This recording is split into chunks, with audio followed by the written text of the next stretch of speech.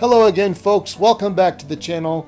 This is American Hussar Gaming, and I am Hussar. Welcome back, welcome back, welcome back.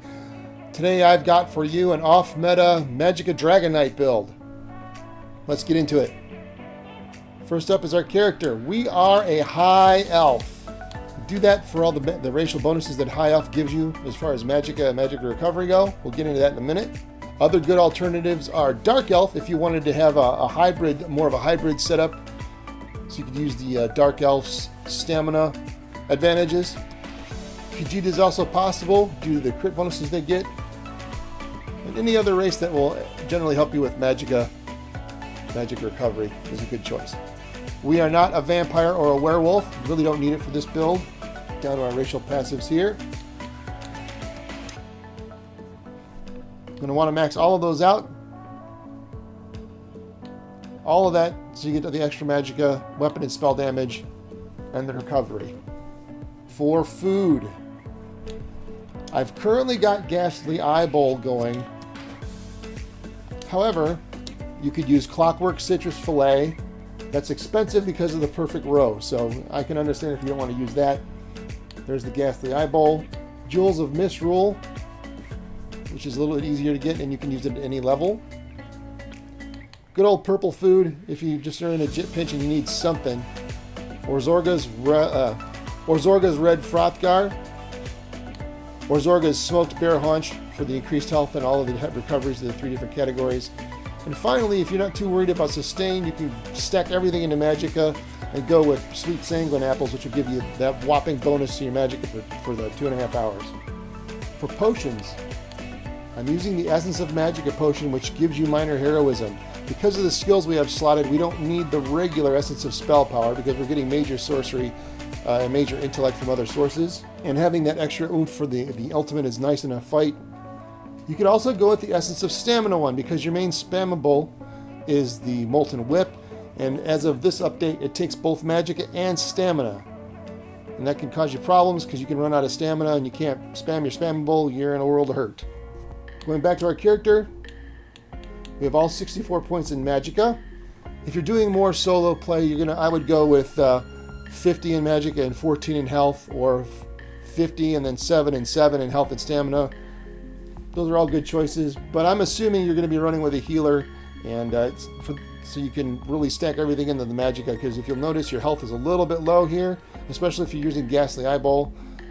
That's why I suggested some of the other food that has the health and the health recovery, because it'll help you out that way.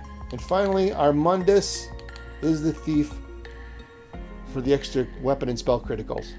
Our first set, Silks of the Sun. Silks of the Sun is an overland set that drops out of Stone Falls. It gives you a line of crit chance, max Magicka, line of weapon and spell damage, and then it adds 3d6 weapon and spell damage to your flame abilities, which will dovetail in nicely with the passive the DragonKnight gets to its own flame abilities. We're front barring this set. Pick Sharpen for the extra penetration that you get, and I have a fiery weapon enchantment on it to do more fire damage. Back bar, Maelstrom's Inferno Staff. Infuse with a weapon damage enchant, so that carries over to your front bar when you switch bars.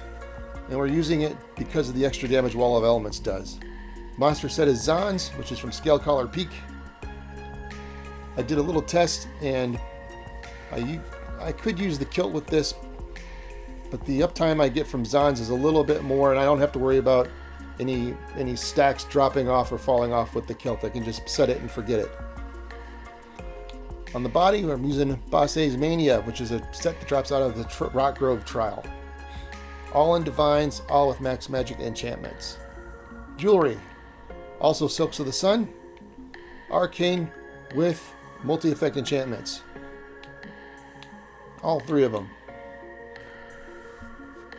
Now you could swap this around a little bit. I tried to use sets that are more easily attainable than others.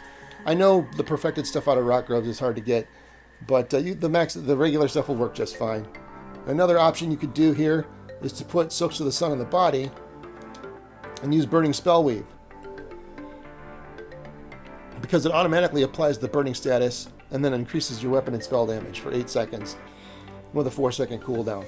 As I mentioned before, you could use the kilt Like I said, I don't want to mess with it because I can get roughly the same amount of damage, but I don't have to worry about the stacks falling off during a fight.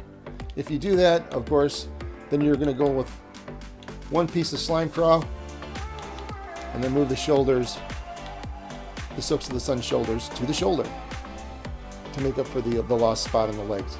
For skills, on the front bar, Molten Whip. Now you'll see the cost is both in Magicka and Stamina, which I think is new for this patch. I don't remember it costing both before.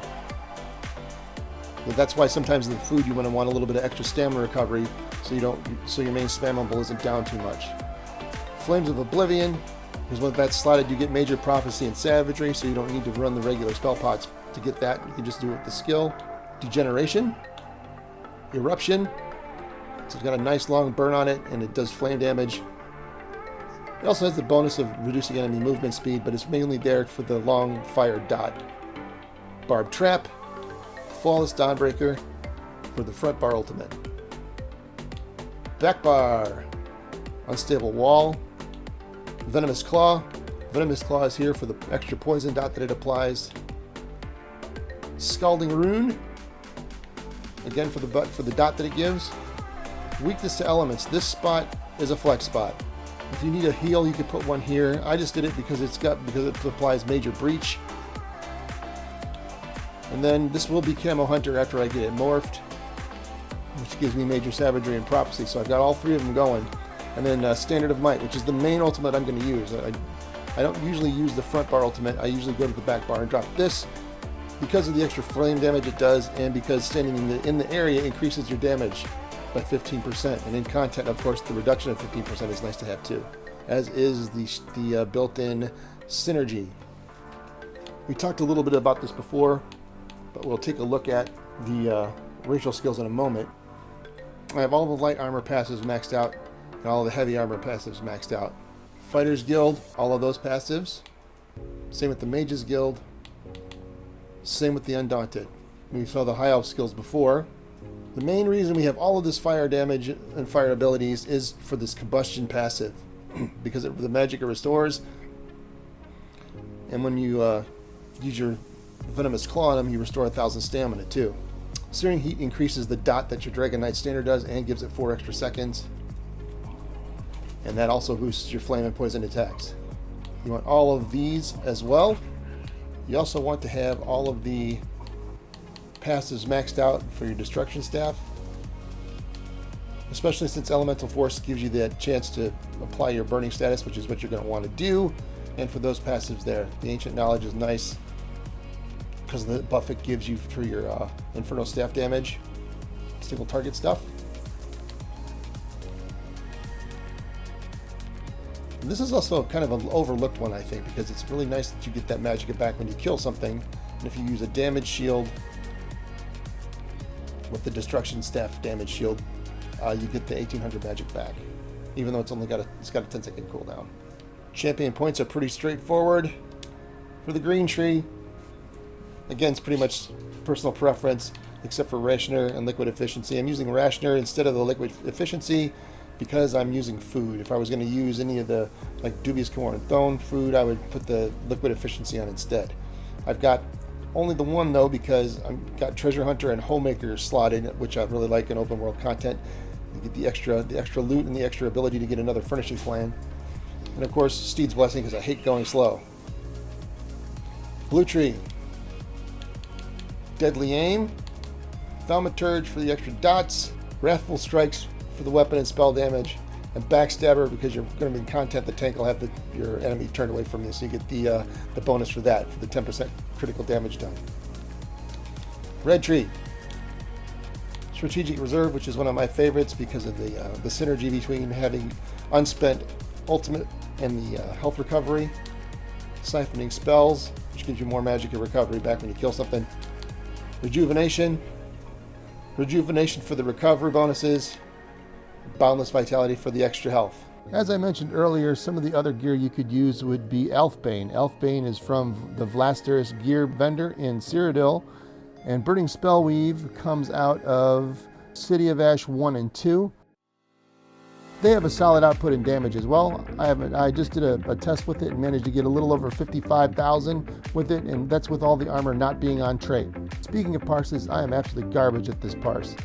I missed slide attacks, and I fumbled the bar a couple times, and it cost me DPS. Even so, I still managed to hit 75,519 with this, and I think if I hadn't done that, I probably would have gotten 80,000. So keep that in mind as you watch this parse.